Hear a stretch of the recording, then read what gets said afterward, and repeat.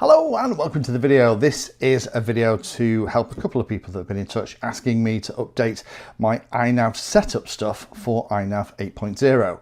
Now this is the SpeedyBee Master 5 frame, I think it's called. Inside here we have a SpeedyBee F405 V3 BLS 50 amp stack, and it also has Walksnail in here as well, and it flies absolutely beautifully. Now if you've been watched the series, I'll put a link down below. I actually initially built this and show how you put everything together with Betaflight, and then we flashed it with INAV, and I've kept it with INAV because that's what I tend to fly. However, this is a bit later than that original video. It's been a while since I've revisited that. So let's show how you can go through and set up INAV 8. I'm going to aim this at those of you that are already familiar with things like Betaflight, because there are a couple of key differences, but when we get into it, an awful lot of the stuff that you are going to see is going to be exactly the same. The thing I will say here is that in terms of your radio setup and stuff like that, that's going to be exactly the same. Now the way you set up the radio for something like this is going to be very standard. It's exactly the same as you would do it for something like Betaflight. So you're going to do things like set up AETR as your four main controls. You're then also going to do things like set up channel 5 as your arming channel, channel 6 as your modes, then channel 7 and 8 as maybe other things as well, buzzer and stuff like that. So in terms of the radio setup, you can use the same radio setup that you've already got configured. You don't have to learn anything new for INAV. Very quickly, why would you use INAV over Betaflight? Well, I've covered this in quite a lot of other videos, but the bottom line is that INAV actually understands how to use a GPS and compass properly. And what I mean by properly is that actually, you know what? There is lots of different modes in INAV, things like loiter, where it'll actually park itself in 3D space. It has mission planning, so the ability to fly autonomously, but also things like the return to home is bulletproof, whereas the GPS rescue, in my opinion, continues to be very flaky in even the latest versions of Betaflight. I know if I'm going to put expensive equipment like Walksnail and other bits into a quad like this, if I put INAV on it, then if I have an issue and flick return to home or we get a failsafe condition, this is actually going to fly itself back to me and I'm not going to lose any of it. It'll fly back to me, hover over my landing position where I armed it, and then gently descend and disarm itself. Even if the radio is smashed to pieces in my hands, it doesn't matter. INAV will take care of everything. Just quickly to go through how everything is connected. Again, I've gone through it already in the series. I'll refer you to that. But here on the computer, if we just kind of scroll down, you'll actually see if we go into things like the manual and go into the English manual, you will see very quickly that the connections are pretty standard stuff. I've put it together exactly as the way it's kind of shown in here, so that there's no real surprises. Everything is connected as you would expect. And people like SpeedyBee, this is why I recommend, if you're relatively new to building this stuff, SpeedyBee flight controllers are a lovely way to start, because their manuals and their wiring is so beautifully laid out. But you can see here which connections is going to which. So I'm going to plug this into the computer. We'll wait for it to start. Let me jump over to INAV configurator. The other thing that you need to be aware of is INAV configurator and the INAV version on the model need to match. So I flashed this last time, I think it was with INAV 7. So I'm using version 7.12 of the configurator. So if the major version is the same, it should work fine. So if I click on connect, that's promising. There we go. Everything's all working. I would recommend, before you ever update a quad, whether it's Betaflight or an older version of INAV or whatever, my big tip would be go into the CLI first of all, go and then if we just clear the screen, do a diff all, that's going to save all the settings, and then if we just save that to a file, I would put it somewhere nice and safe and call it something like INAV 7 setup diff all .txt and click save. Let's clear the screen. I would also, just for belt and braces, type in dump into the CLI. That's going to give us every single configuration setting. Why do that? Well, it means that I have a record so I can go back, but also it means that when I'm upgrading from an older version of INAV to a later one, then you can just upload the diff all. So let me just save that to a file.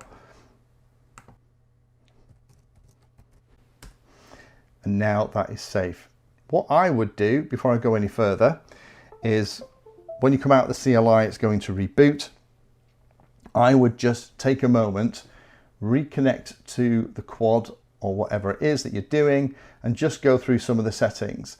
Now, the key ones that I would do, unless you're going to load the accelerometer calibration from the diff all, and you can't use a Betaflight diff all with INAV really, you're going to have to go through a 6 position setup. And don't worry, we'll get to that in a minute. I'll show you how quick it actually is. We need to have a quick look at the mixer, make sure that the motors aren't reversed. It's pretty standard stuff. If we have a look at the ports, then we can see that UART5 or UART6 is the GPS. We can see that UART3 is the receiver. No, UART2 is the receiver. We can see that 1 is MSP DisplayPort. Those are important things to kind of note because that's how we've got everything plugged in. The other thing to make sure as well is just have a look at how you've got your default settings. Mine just happens to be TAER on this particular model, and it's set for S-Bus on this particular setup. So those are the key things that we need to know. So let's disconnect from that. We can download the next version, the very latest version of the configurator from the INAV website. It's here. If you scroll down, then it'll actually give you all of the different targets. So they have Linux, Mac and Windows, both 64-bit and 32. I've already got it on my computer. So with INAV 8 configurator all started, we can actually flash it and update it. Watch what happens if I connect to it and it's got the old version on. If I type in version in here, we can see that the reason that I can't get to any of the other settings is because I'm on version 7, not version 8. And this is one of the things that catches some Betaflight pilots out, the fact that Betaflight configurator tends to pretty much talk to most versions without getting into trouble. We also, it's worthwhile while we're in here, taking a note of what the target is. INAV now is very smart. If the model already has an INAV version on that's relatively recent, I think it's after version 6 or later, it'll auto detect the target, ready to flash it and update it. If you are not sure, then it's easy to come in here, type version, and it will give us that version that's currently on here. That's the target that we're going to need. Let's just disconnect. We'll jump into firmware flasher, and it has automatically picked up that it's the SpeedyB target. And then what we need to do is we can pick the very latest and greatest. Oh, actually, I think it's the V4. Did I say it was the V3? I did. Apologies. It's actually the V4 in this. It's been a couple of years since I made this. It's obviously a little bit more up to date than I thought. That's fantastic. Okay, so now we have the latest version. We will make sure that we are ready. Our full chip arrays I quite like. So because we're all ready, I'm just going to go load firmware at the bottom, and if you're a Betaflight pilot, this is going to feel very, very familiar. I'm going to hit flash firmware. So it's going to erase the flight controller. It's then going to start copying all the bits and pieces across, and then it is also going to do a little bit of work on the verification as well.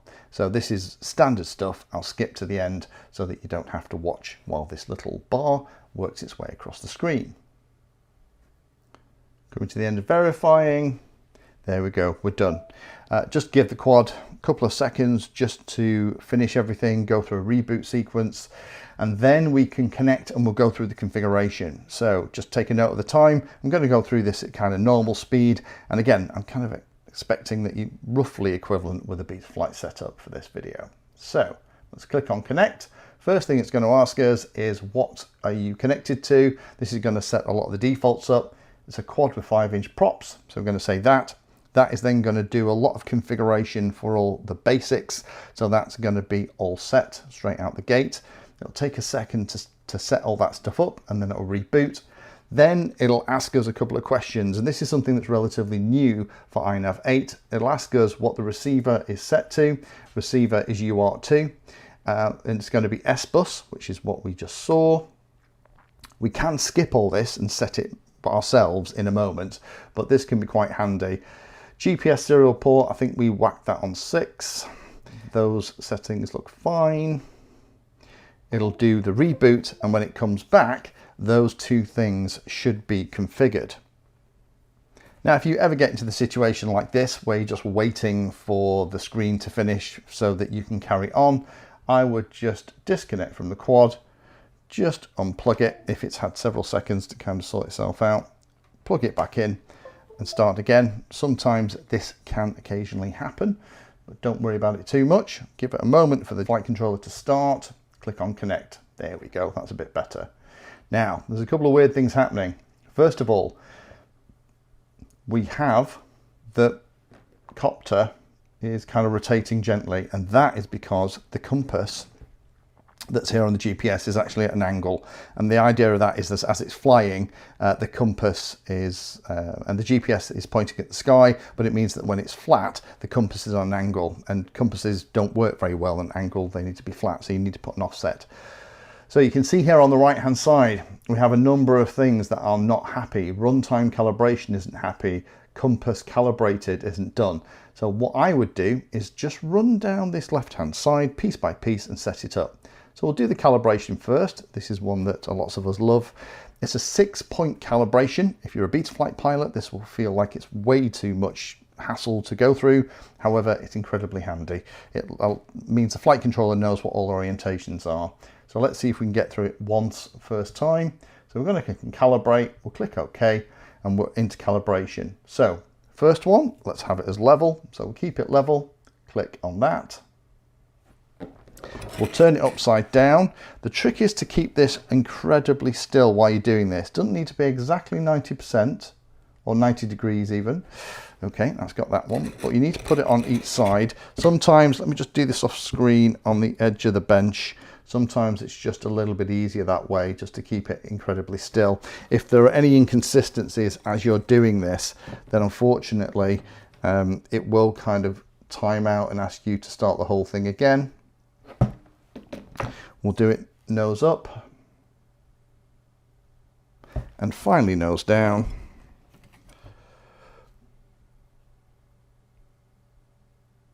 And if it's close enough, then it'll say to us that the calibration is finished. We'll say OK, and then we'll save and reboot. That's a really important step. And again, things like Ardu Pilot and stuff ask you for that same kind of 6-point calibration. And for some pilots coming from Betaflight, it feels overkill.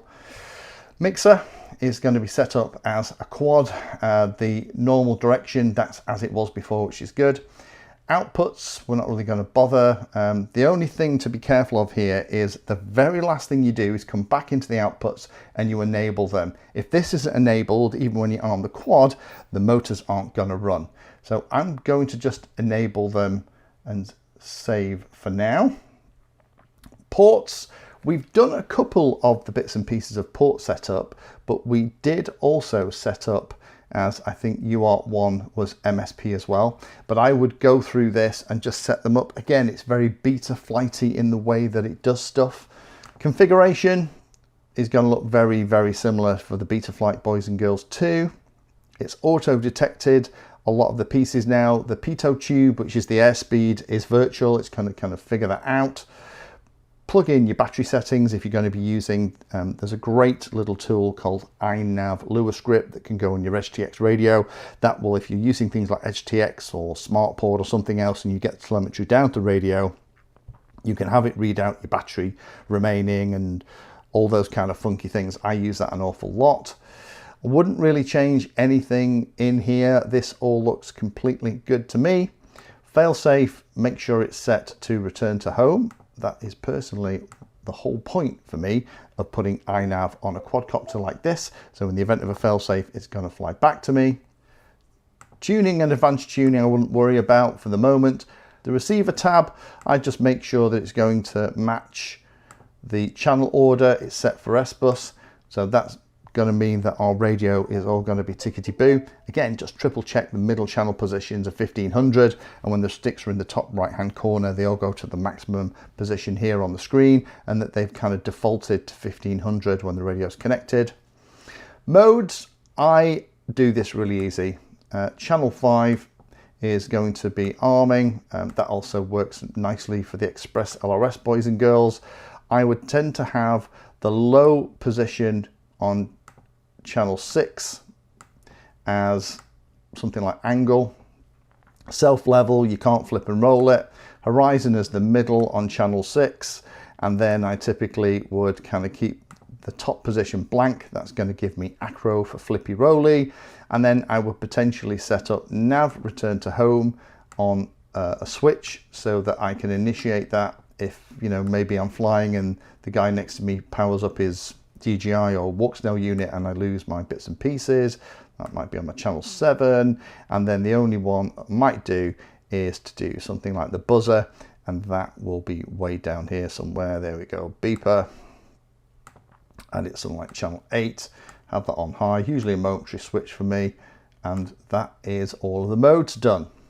Next one then is the GPS. You'll see here at the top that the GPS is currently showing. The nice thing about this is that it's showing here total messages. So these are the messages that's actually been received from the GPS into the flight controller. That shows that the GPS UART has been configured and is working okay. The GPS is happy. Well, you should see very few, you might see a handful of errors and timeouts here, but that means that the GPS is working. It hasn't got a lock yet because it's indoors, so you'll find that the GPS will be red at the top if you've configured it and it's configured incorrectly, or if it's blue, then it's all working, we're just waiting for a lock. I would recommend here you turn on the ability to use all the different satellites. That's going to give you the maximum performance. This is also where you can change things like the GPS stuff. Let's save and reboot that. That might speed up the lock. And the very last thing that I would do is come in here and use the alignment tool. The alignment tool is how we are going to sort out where the position of things like the magnetometer is. Now, I've got an entire video on this. I will put a link down below on how you use the alignment tool. We need to measure the angle that this is at and then put that angle in, and that all needs to be plumbed in here so that that is going to work perfectly, because what we'll find is that the flight controller and the magnetometer, because they're out of kind of position, because this is at an angle, that needs to be set. Once it's set, we also need to go back into calibration, and we then need to go through and do the compass calibration. We need to click on that and basically move it through all the different axes until the compass calibration completes. All this is exactly the same as good old INAV 7. If you've set up any INAV before, this is all going to be feeling very, very, very familiar. Now, I think if we went in ports, UART 1, I think, was set for MSP display port. Let's save and reboot. I think that's going to come back happy. That is MSP display port that we're going to use to talk to a HD FPV system. Again, I've got Walksnail in this, but it could be DJI, whatever you want. Now that we've told INAV where that is, we can actually go into the on-screen display and configure that. And again, I think it's a little bit nicer in INAV than it is in Betaflight. So the reason we've got things in here, navigation is not safe. That's because the GPS hasn't got a good enough lock. The compass isn't calibrated. Yet we know we need to do that. Until all this stuff is green here on the right hand side, this little sucker will not arm. You can disable the pre-arming safeties. I heartily would recommend that you don't do that. You actually fix what the problem is underlying here. Right, let's jump into OSD. I'll show you this as kind of one of the last things. By default, it's configured it for HD0. We can select the kind of on-screen display layout that we want. We have PAL, or if it's going to be something like analog, we have HD0, DJI WTF. Avatar is for the Walksnail system, the Betaflight HD and 4.3 compatibility modes, and DJI native. We're going to select Avatar because that's what we have here. If we show the preview guides as well, then this is actually going to show us where it's safe on the screen to drag things into. So in the walk snail land. Anything under this purple line is going to be my stats, and anything in here is going to be my OSD recording icons in my goggles. So I can drag things around and I'll move things around until I'm happy. Once I'm completely happy, and the only other thing I do is change it to Imperial, of course, is gonna click save. Don't forget, if you're in here and you're going to use analog stuff, and when you look at the analog screen in your goggles, it's just gobbledygook, don't forget that the analog font manager is here, and you need to use this in order to copy all of the relevant fonts into your flight controller so you don't get that gobbledygook. And there are different fonts you can upload. Just be careful of that. If you're coming from Betaflight, it might still have the Betaflight stuff on there. So if I go back and actually set up and calibrate the compass, wait for the GPS to get a lock, then this should be very happy and it's time to go for a maiden flight. Once I know what the hover throttle is, then the last things I would do is come into things like advanced tuning. And in here are all things like the multi-rotor navigation settings. So this is going to be your default navigation speed. You can tweak these to how you want it, whether it's going to slow down when approaching waypoints, because you can get it to do its own stuff. And you can see in here that we do have settings for things like how the automatic landing is done. And the big one here is the hover throttle. If you are hovering, I would just make a note of what that looks like and put that number in here. 1300 is a very conservative number. It's made for quite powerful quads. You might need to increase that a little bit. If you pop it into something like the altitude hold mode and it shoots up in the air, that means that this value is probably too high. If it sinks alarmingly before it catches itself, this value is probably a little bit low. But that's how I set this stuff up. It's really fast and easy to do. If you've used Betaflight and you know your way around Betaflight configurator and how to set up a basic model on something like a radio for Betaflight, then you're kind of 80% of the way there. The last thing I'll mention is, why do we have a compass as well as the GPS? Well, this means that with a compass, the model actually knows which direction that it's actually pointing. And that is incredibly important if you are going to be flying and autonomously, or you're going to park yourself in 3D space or hover, or you're going to try and fly back to the place you were armed in the event of a return to home, a failsafe, or at the end of a mission. Betaflight does it slightly differently. You can use INAV without a compass. This is something I get asked quite a bit, and it will work in a similar way to Betaflight in that it will fly forwards and then try and figure out which direction it's flying in. And if it's too windy, that means that that isn't going to work really well. My advice would be, if you're going to put INAV on a quad and you're going to use it for things like solid return to home or the ability to park it in space, fit your compass, perform the alignment, go through the calibration, and it'll work spectacularly well. So thanks for sticking through it. Hopefully now you know it's actually not as hard as it might first appear. Thank you for watching my video. Check out the playlist, and adding Painless 360 to your search terms will help you find my content. If you haven't done so already, please hit the like and subscribe button. It helps a lot. You can support the time I spend here answering questions and helping others by using the links in the video description.